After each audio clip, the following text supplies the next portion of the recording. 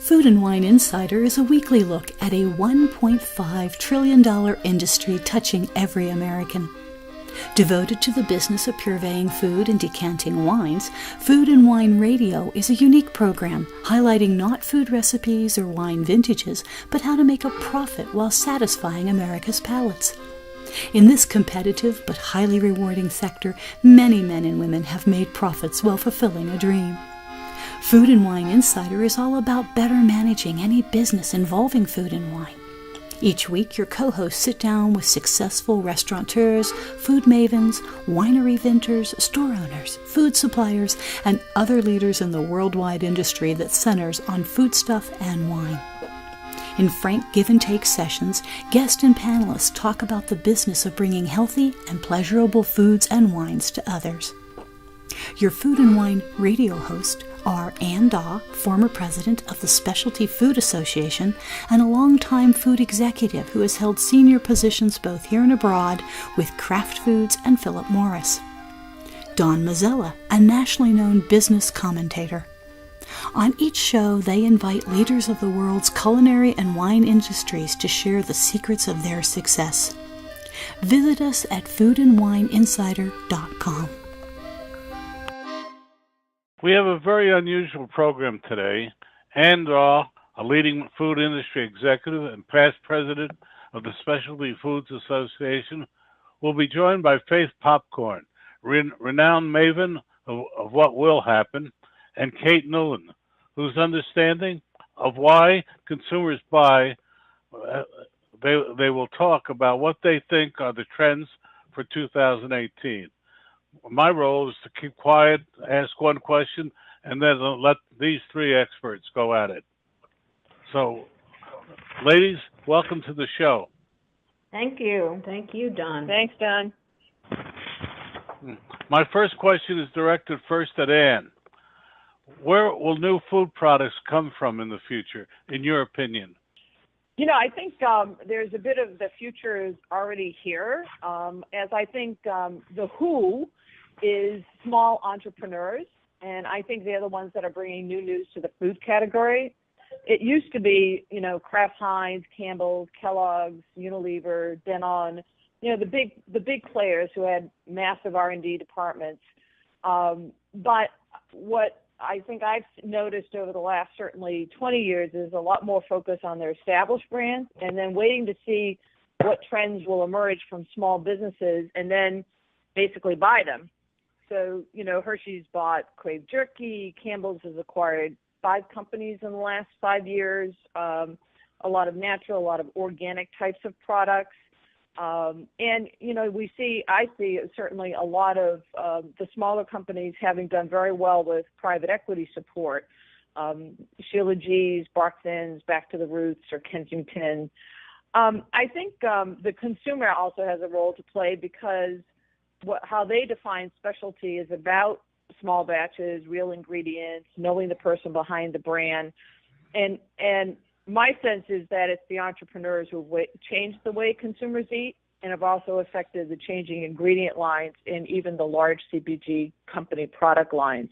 The other thing, and I've been reading more about this because I'm very skeptical, is that maybe 10 years from now, our food will come from a lab. You know, there's 50% of our greenhouse gases are created by meat production, and you know, there's already products that are being developed like algae-based shrimp and in vitro burger, vegetables that bleed, fermentation, made eggs. I don't know. I think the more scientists learn about the human microbiome and the linkage to health and wellness, think probiotics, I think they will have a larger place in the diet. But I'd love to hear what Faith and Kate have to say on this, and I think we live in interesting times when it comes to food. So, Faith, do you want to? Dave. Yeah, sure. You want me to add something? I agree completely with what you said. I just want to add a couple of things from the future. One thing is that we believe that food will be matched to one's DNA and nutritional profiles. 2, we think brands are in danger of dying because you'll be able to print all your food. So I think that that's definitely coming. And I think that we're going to look at food, or what we intake a little bit more holistically, and to say sleep has to be one of those provisions, and almost regarded as food. So those are a couple of things that we're seeing here at Brain Reserve. Yeah, I love that you added that, because I think that is definitely coming, the whole notion. And that's why I was referencing the human microbiome, is this whole notion of, your body. And, we have all of these things that are in our systems anyway. There's all these microbes and whatnot that are in our systems already, and what triggers whether someone is predisposed to cancer or predisposed to heart disease or whatever, and how do we then adjust our diets to hopefully prevent some of those things from coming on us quickly. So I totally agree with what you're saying. I think that's been coming for some time. I agree, and I particularly, what resonated for me is your notion about the way in which big companies acquire the innovation that they can't or don't have the interest in developing from the ground up.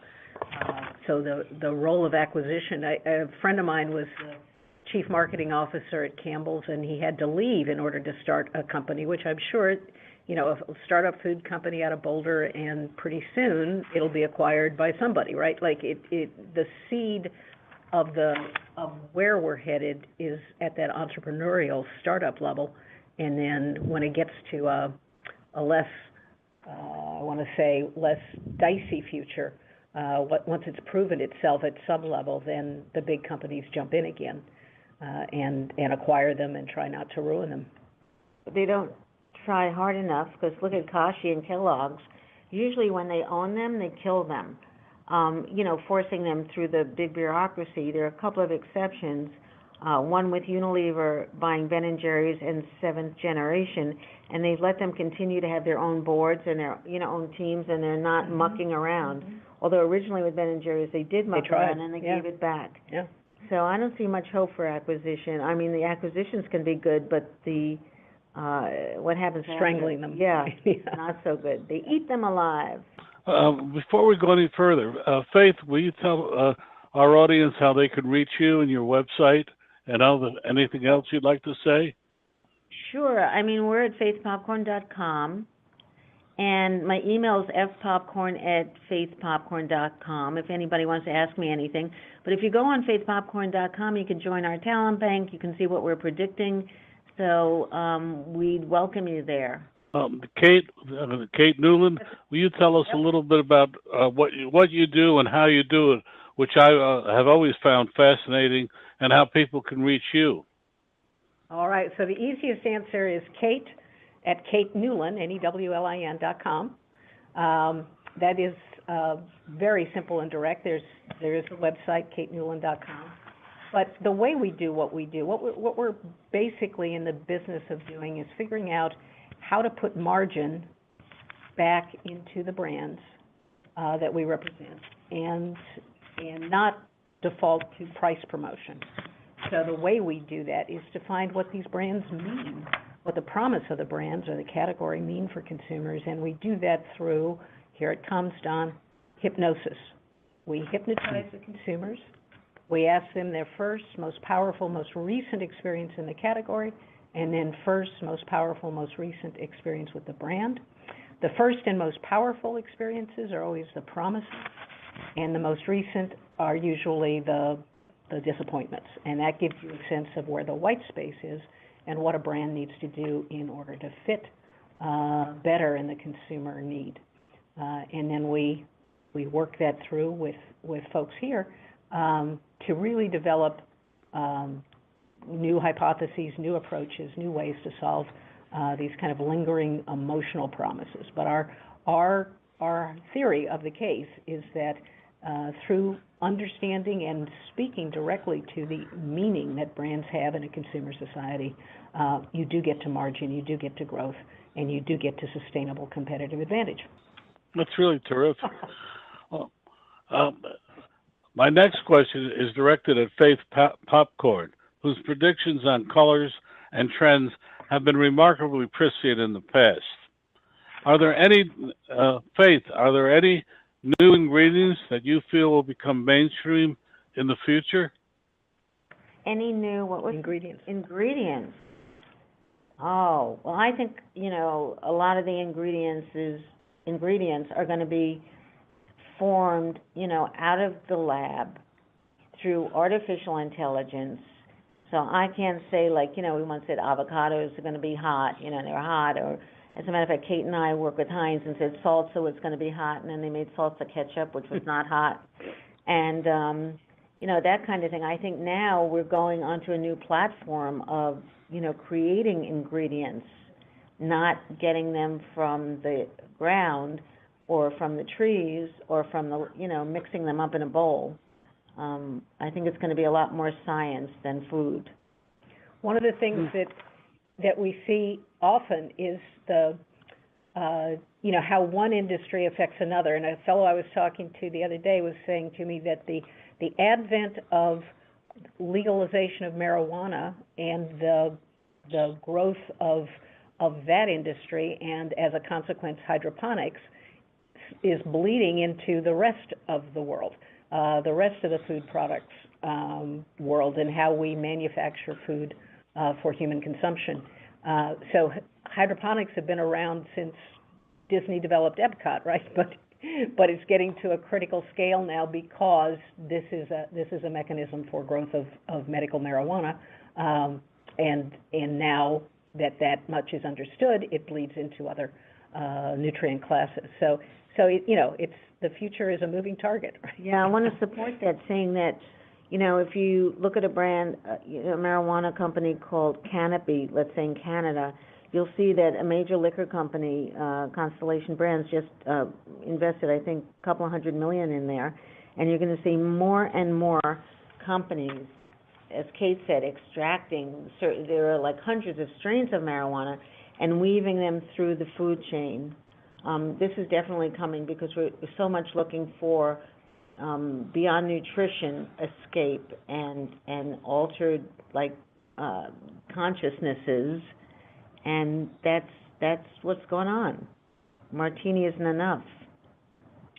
Back to the 60s. Right. That's right. But no, I totally agree on the cannabis. It's already starting to show. There are some other ingredients that I've become aware of that I think are also going to play a role. And again, health. Faith and Kate were talking certainly about what gets constructed in the lab, but there are some individual ingredients that maybe are closer in to becoming mainstream. There's moringa. It's from the moringa tree in Africa. It has properties that reduce tiredness and fatigue, improve skin, and it's interesting. I think there's going to be a lot of food things that have to do with outward appearance as well. So that I think that's going to play a bit more of a role. It also has immune properties and anti-stress properties and so on. And so it's partly because it's a plant protein that includes all the 9 essential amino acids. It's 24% fiber. It's a rich source of iron, vitamin K and E, and vitamin A and calcium. It's very high in antioxidants. So I think that's going to be an ingredient that's going to become more mainstream. Teff is another, Teff. It's a grain from Ethiopia. It's actually a complete protein of sort of the size of a poppy seed. It's the only ancient grain to contain vitamin C. It's completely gluten and grain-free, and it's rich in iron, magnesium, vitamin B6, fiber, and protein. I think, again, this is a grain from Ethiopia. It is starting to find its way into certain pastas, and, considering all the gluten sensitivity, I think that we may see teff become a bit more of mainstream and people become aware of that particular ingredient. There's super powders. it's going to be interesting to see the way people eat. Will it be more the super powders that boost protein and things like that? Because there's a bit of a trend towards veganism, and there's always the issue of having sufficient protein and those types of diets. Clearly, plant-based foods. I mentioned earlier sort of shrimp made from algae.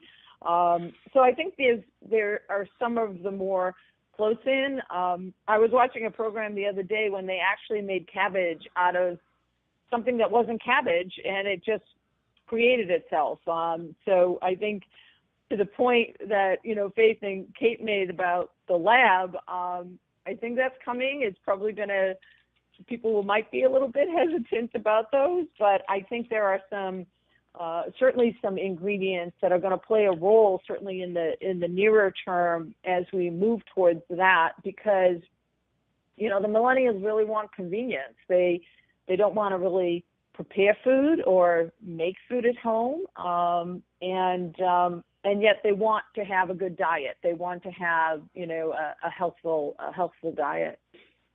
So I'd like to add to that. That's so interesting. We're looking at kava and blue magic algae. Like you were saying, algae turns foods purple and blue, kind of an antioxidant, anti-inflammatory benefit. Then the pulse crops like beans, lentils, chickpeas, and then the meatless, like what you're saying, the burgers that bleed, they look like beef, exactly. And also the mushrooms, of course. Gwyneth Paltrow's Goop is, doing maca, reishi, cordyceps, all the different varieties of mushrooms that, have anti-cancer properties, and have a lot of mystique to them. So those are a few of the ones we're seeing. The other thing that I would say is, as we think about food, and certainly a lot of what we're talking about here is functional food, right? There's the sensory aspects of it, and what we're seeing is this notion of smell being a driver of function.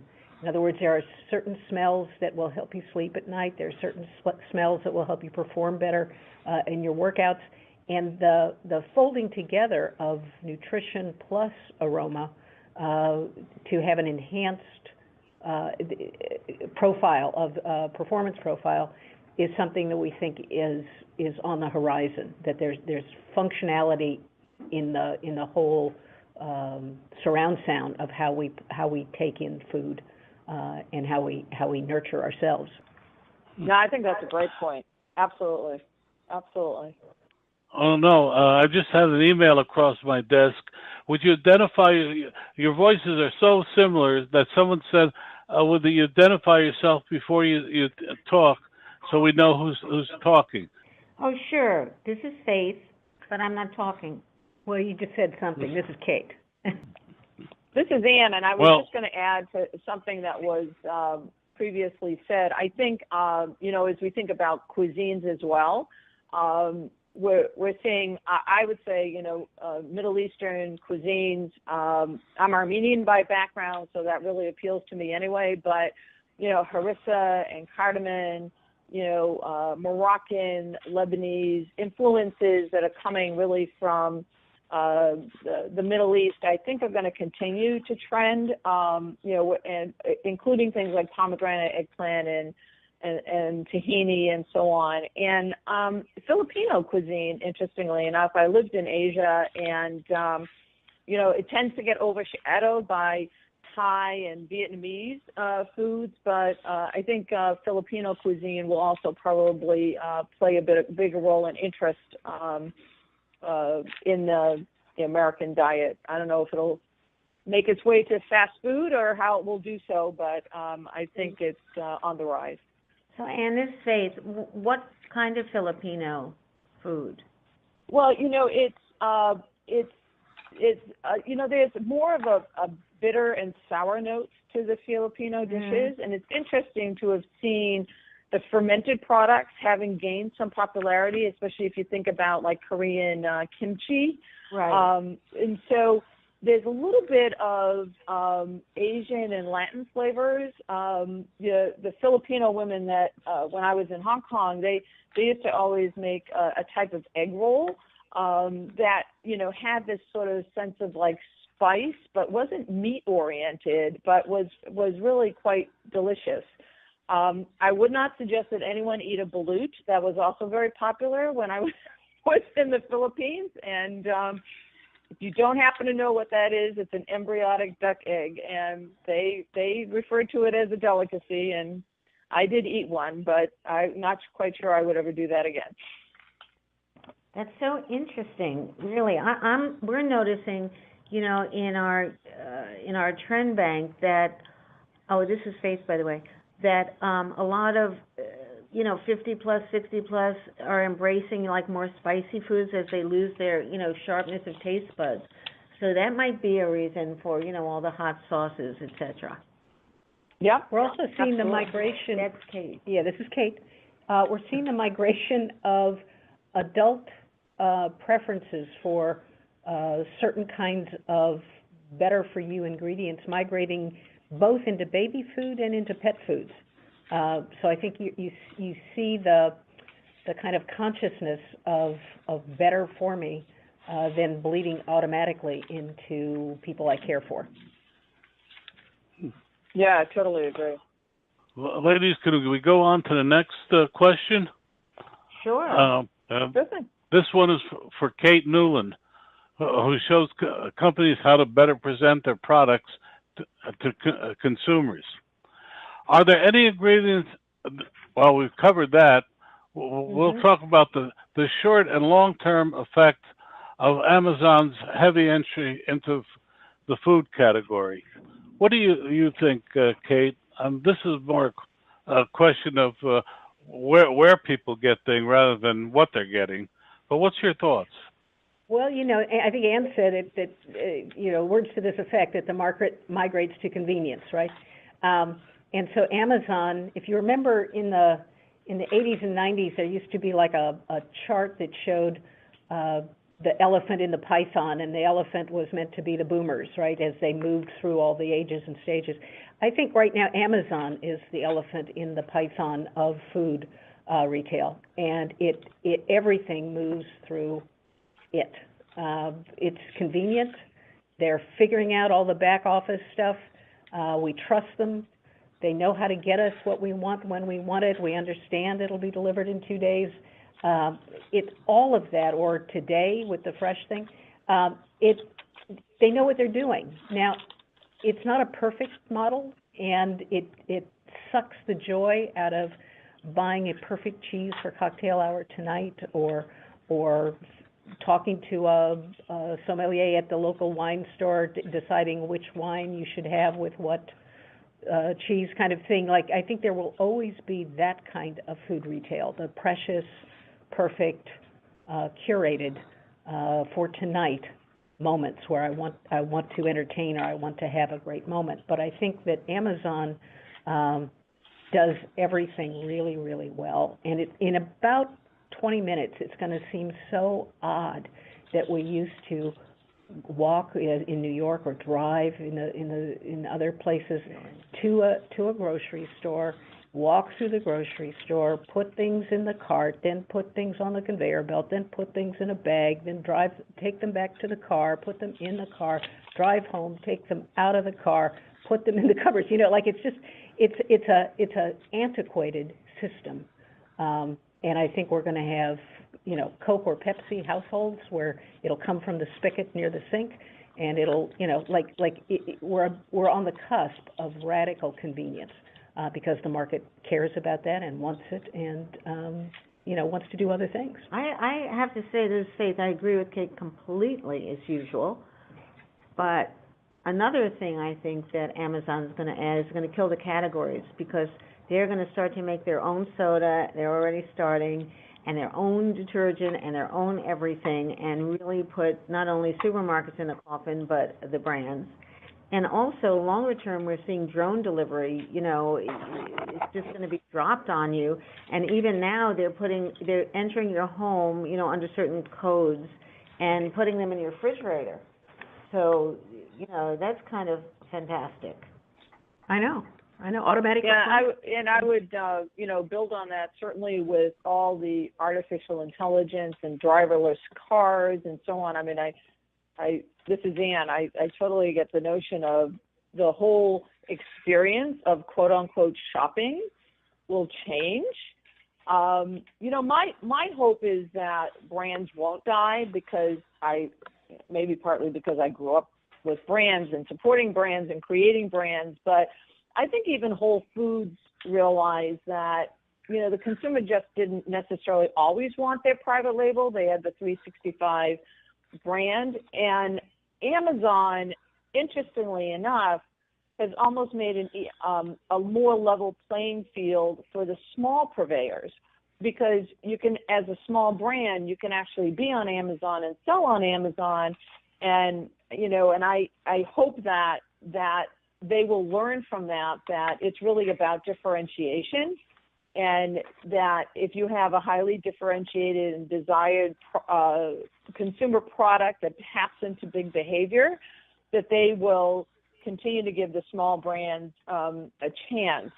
But I think that they are totally going to change what home delivery is all about. And I'm sure companies like Blue Apron that really struggled with once it faced competition in the whole meal delivery system, that having someone like Amazon connected to a Whole Foods, and either the consumer being able to pick up their, whether it's groceries or meals or whatever, or, some connection with Uber or Lyft, it's all sort of happening because it's driven by, I want it now, and it's got to come to me fast. And I think that that's going to continue to be the theme, and whoever continues to figure it out, whether it's Target or Walmart, Amazon, you still have like Google and Facebook, and the big players out there are really going to change the way we do everything, because there's Google and Apple and Facebook and Amazon who basically have more, the only countries that have better GDP than the market cap of those four companies are the U.S. and China.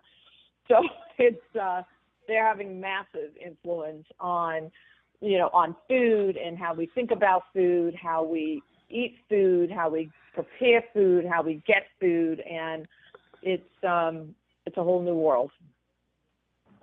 I think the other place you're going to see, as people don't want to go out, this is Kate again, if you don't want to go out to shop and you don't want to do these things, you want to, when you can eat at home, you can work at home, you can do everything, you can watch movies from home, there are going to be a number of things, a limited number of things that you're going to want to leave home for, right? We just don't want to have cabin fever for the rest of our lives.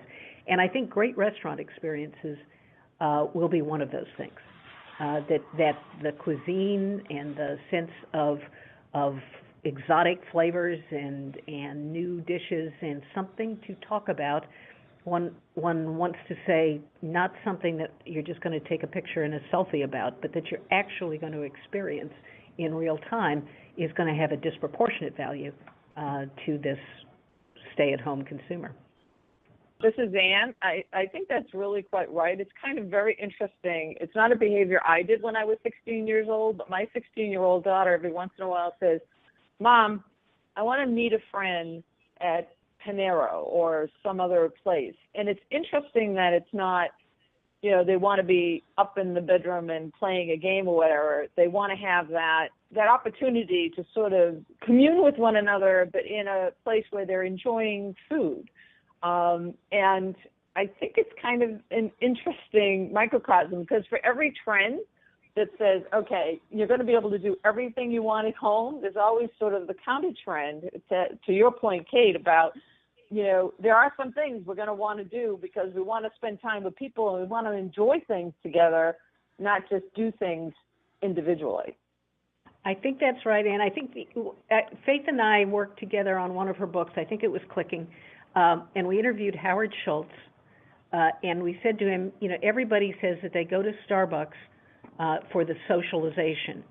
And he said, yes, I know that's what they say, but what we have the videotapes to prove is that nobody talks to anybody in a Starbucks except the barista back and forth, right, when you're placing your order.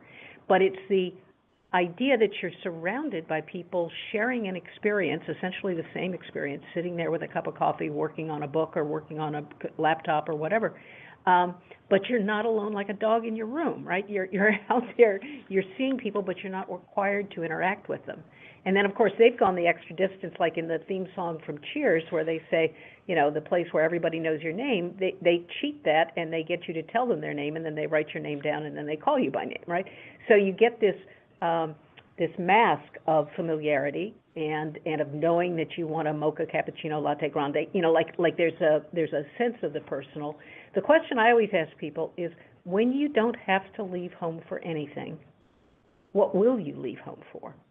And I think food in restaurants or in these kinds of social occasions, the same thing is true of movies.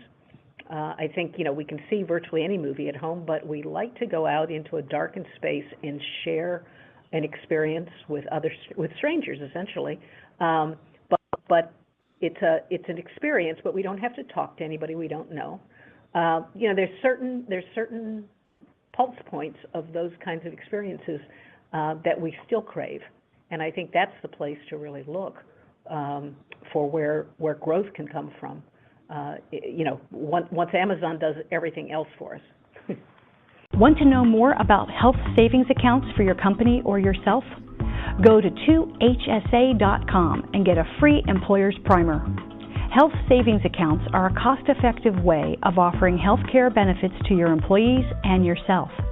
HSAs build retirement funds for your employees, improve morale, and reduce your health care benefit cost. For a free employer guide to HSAs, go to 2hsa.com. That's 2hsa.com. Dan Perkins here from Recalculating.biz with your featured book. I want to tell you about a recent interview I had with Bob Bethel, a turnaround specialist with lots of success in small business. Bob's new book is Strengthen Your Business, Fail-Proof Strategies for Small Business. He tells us of his life successes and failures that have made him and his clients so successful. Over the years, Bob has brought 77 companies back from the brink and changed them into thriving, profitable businesses. His energy is amazing, and at 74, he proves that you can still have a great deal to give others if you just try. His suggestions are easy to understand and very helpful. One insight struck me was that most companies do not have a plan. The old Chinese proverb says, if you don't know where you're going, then any road will take you there, is true today. Bob Bethel's book, Strengthen Your Business, can be found at Amazon.com or can be ordered at your local bookstore. This has been Dan Perkins with your Recalculating.biz featured book.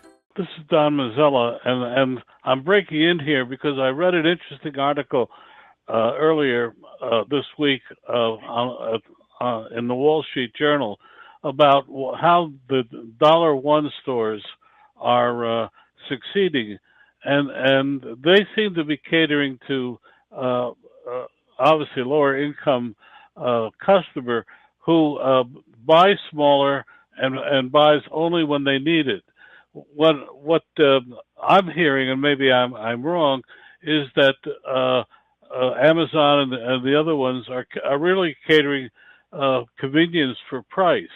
Am I not drawing the right conclusions? And does anybody want to comment on what I see as a dichotomy in the marketplace? Go ahead, Kate, and then I'll jump in. Okay.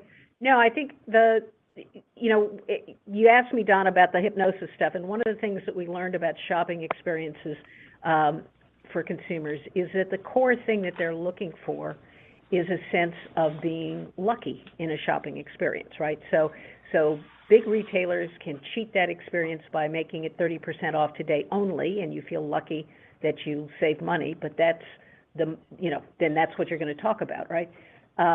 What dollar stores, what TJ Maxx, what these companies do is they kind of give you that the price is going to be low, and then they make a treasure hunt out of the shopping experience. So you don't know what you're going to find. One day it's going to be shoes from so-and-so, and the next day it's going to be sweaters from somebody else. You never know what you're going to find. And so they deliver this lucky experience, but they do it within the context of price, safety, like it's you know you're not going to pay a lot for this muffler, right?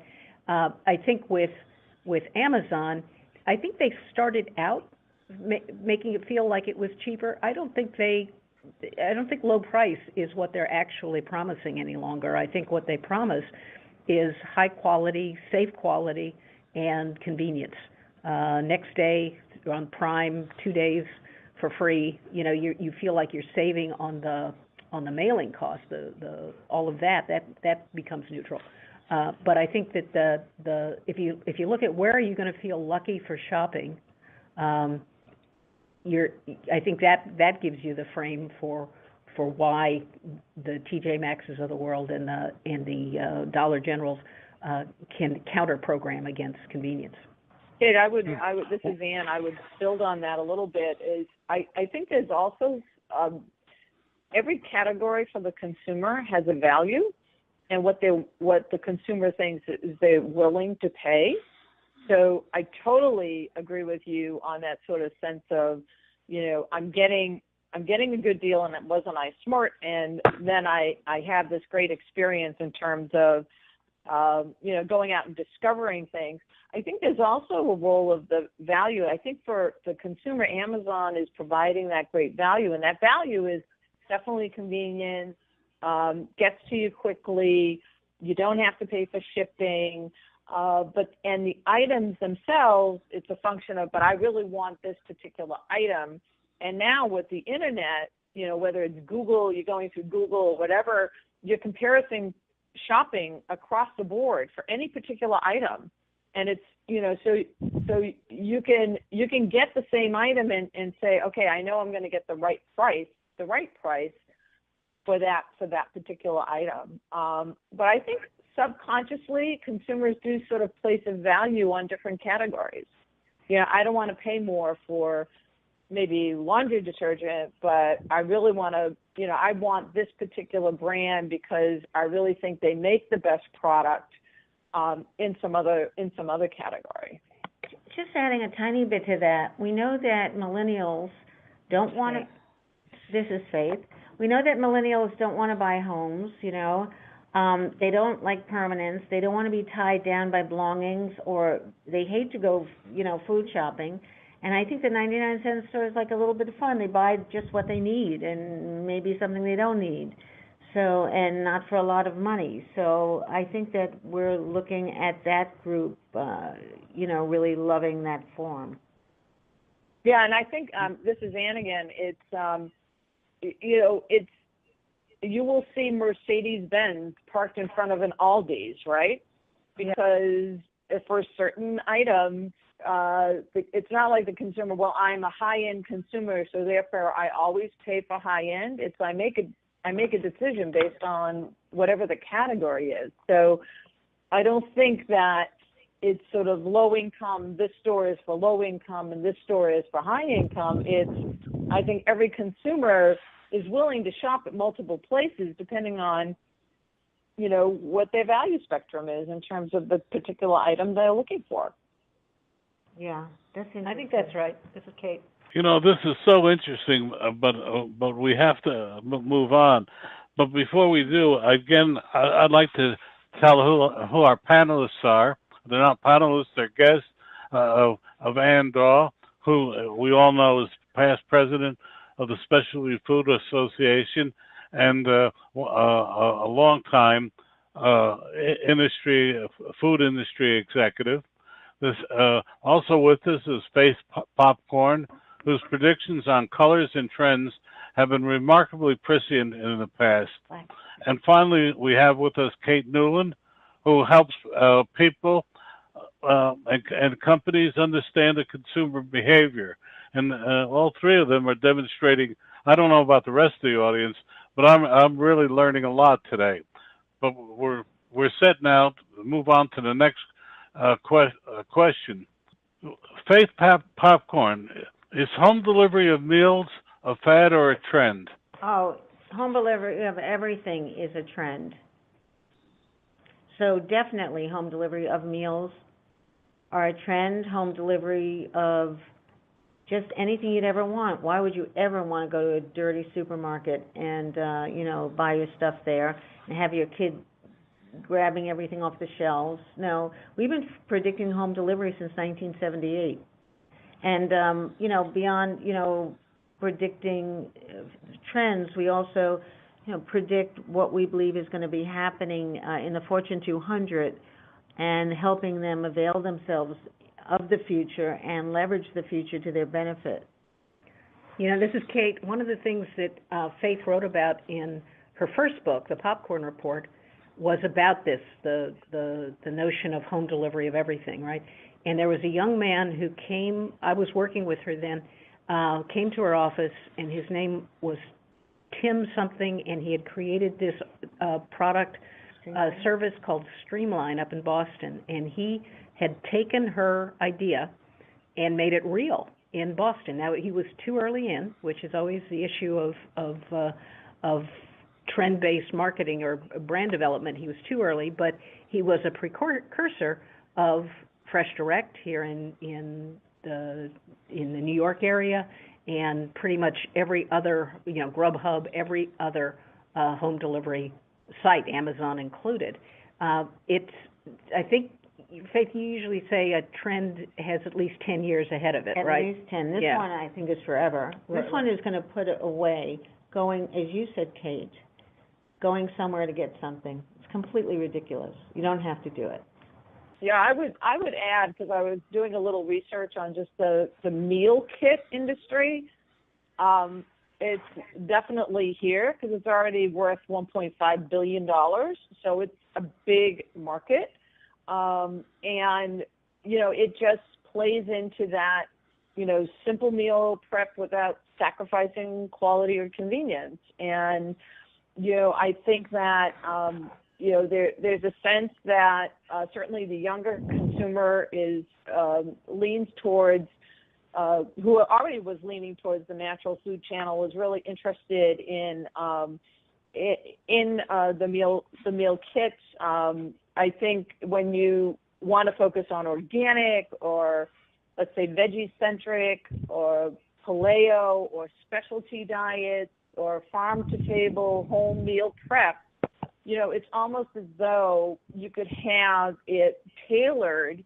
We were talking about earlier, if you ultimately know what your DNA is saying in terms of what should be in your diet, you can almost then order the kinds of food and diet that is going to be what you need, and nothing, you don't need anything more.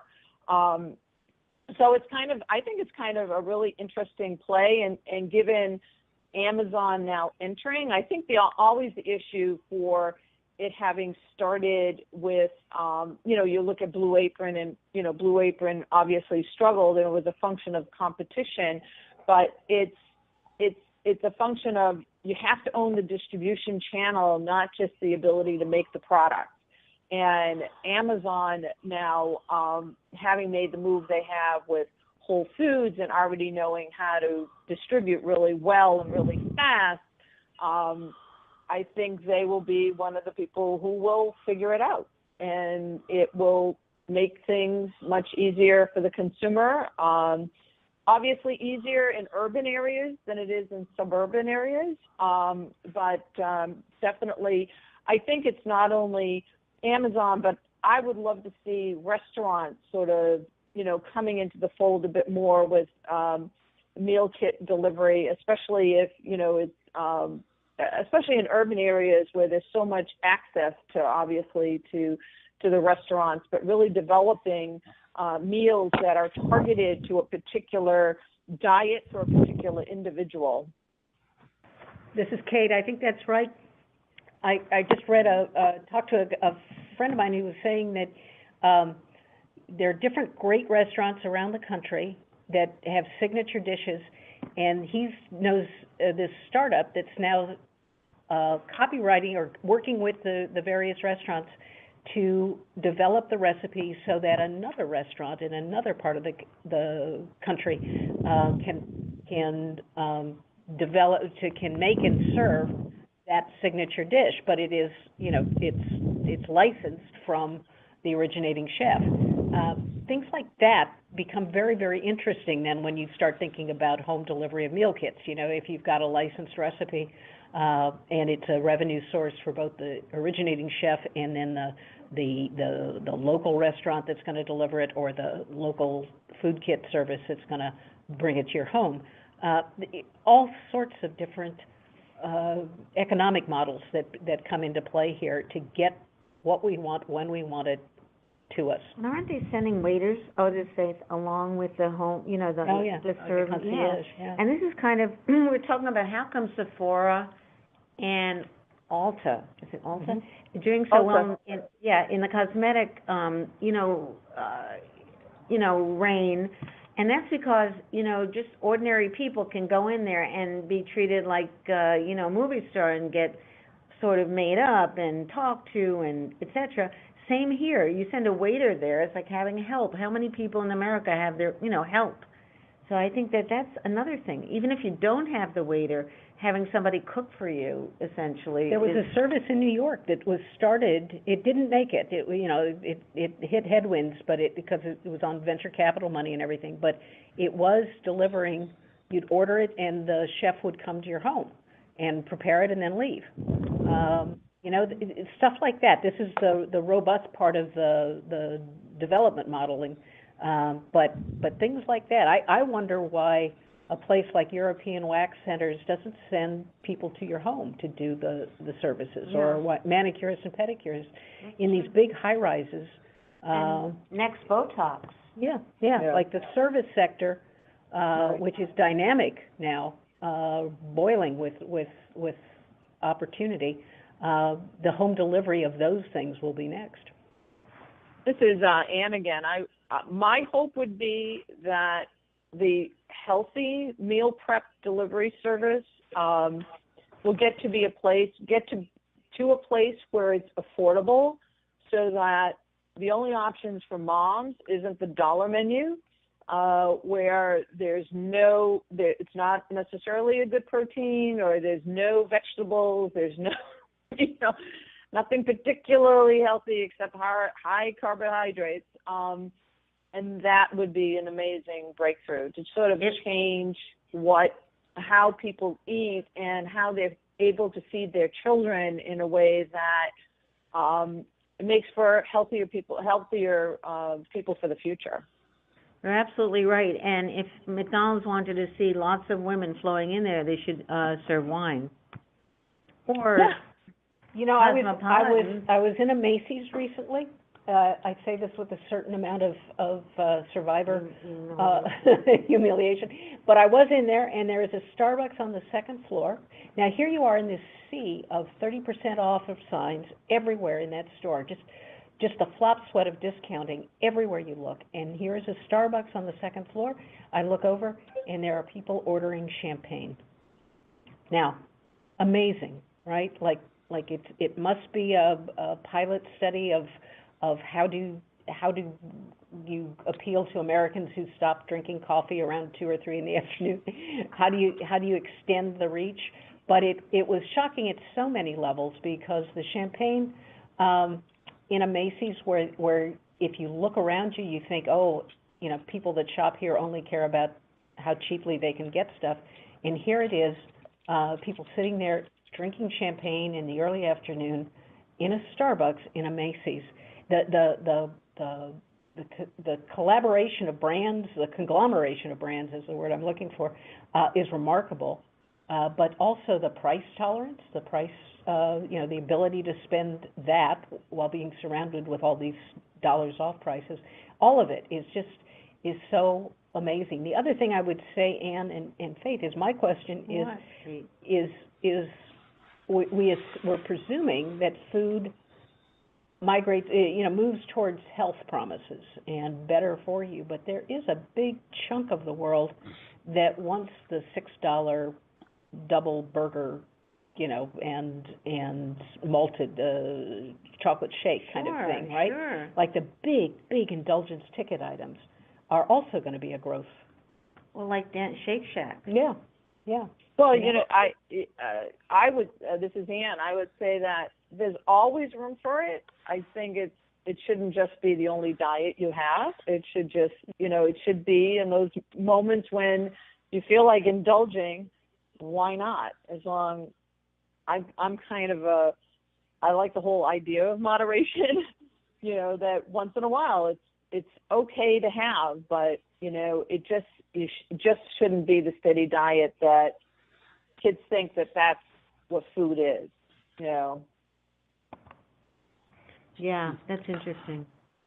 It's fascinating listening to you three women talk about the future.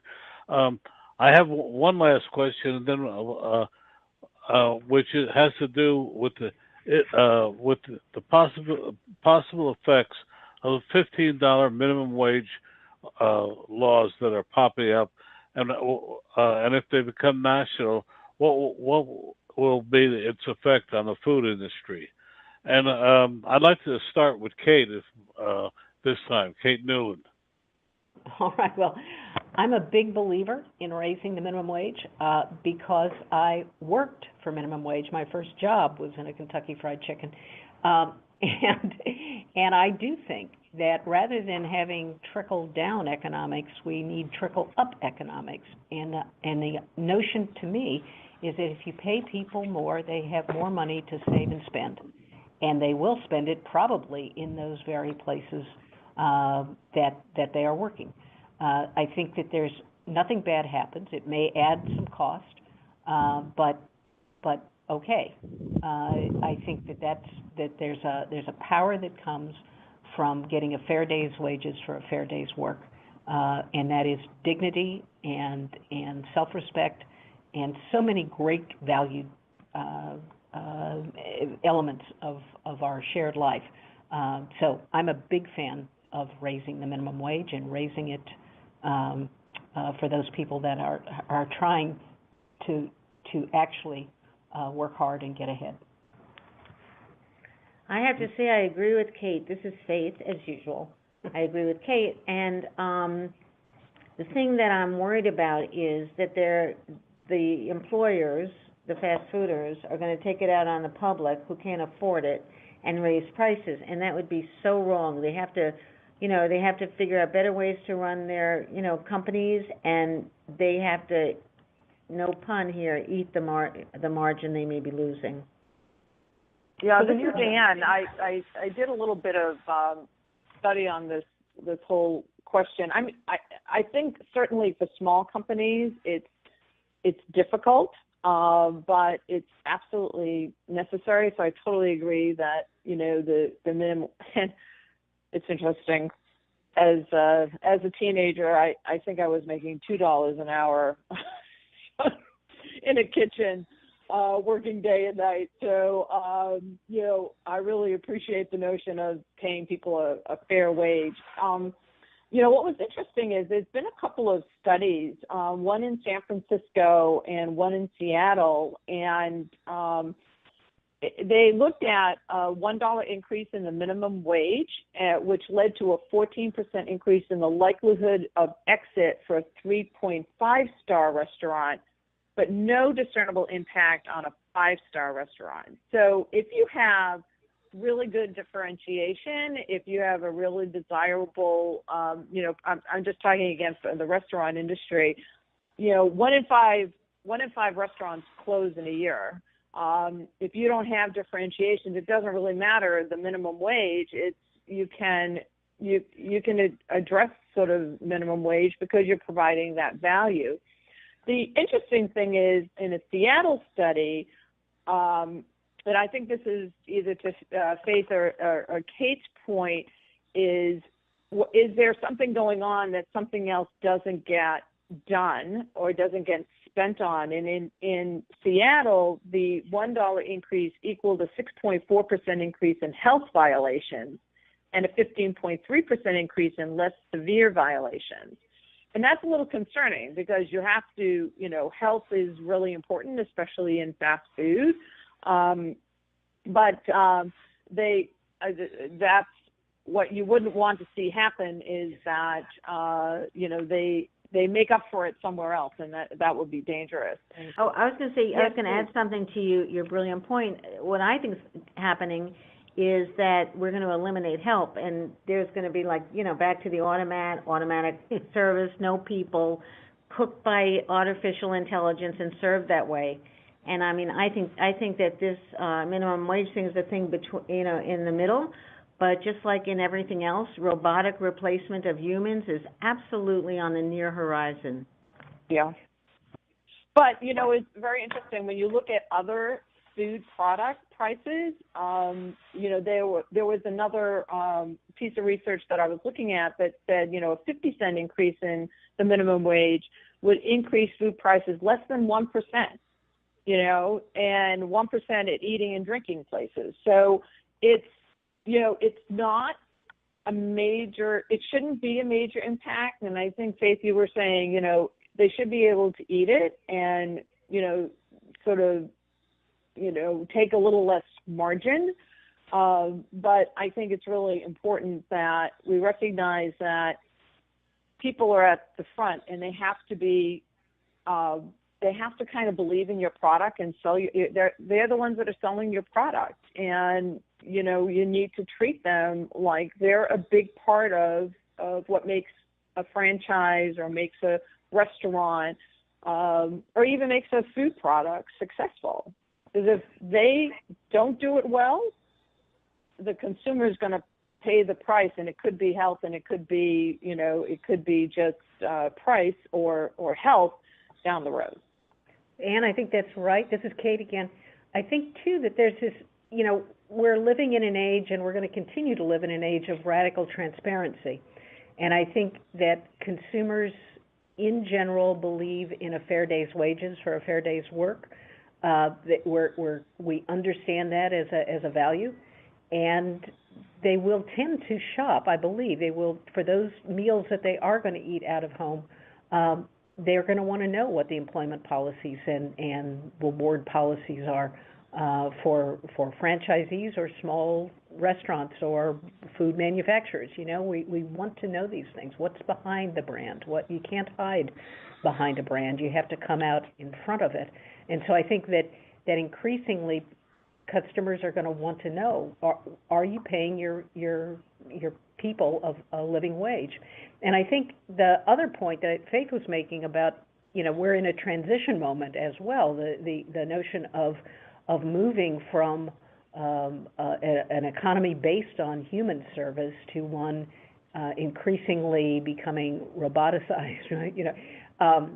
Is exactly where we're headed. And to pay today a living wage so that a person can have one job and be able to go get additional education, additional training, take care of their kids, becomes a social mandate. We need, the economy is in transition. We need to make sure that the people can make that transit. On that note, we have to conclude what I've found to be an extremely interesting hour.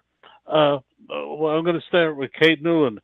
Kate, where can people find you and talk with you? Love to share that. It's Kate with a K, Kate, at Kate Newlin, Newlin.com. And we're open 24/7, and operators are standing by. Faith Popcorn, please tell us where you can be reached and your website. So its website's faithpopcorn.com, and my email's F, like Faith, Fpopcorn at Faith, Faith, popcorn.com. And how do you spell popcorn? Like in the movies. Oh. With a pop and a corn. Well, Faith, I've followed you for years, and I'm always amazed how prescient you are about your predictions. And as for Kate, what can I say? her insights on shopping on consumers. I find always fascinating. Thank you both. Ann, do you want to have the last word? Thank you so much. No. I just want to thank you both for being a part of it. I really loved the conversation. Me too. And I also learned something, so Me that too. to me is a great thing.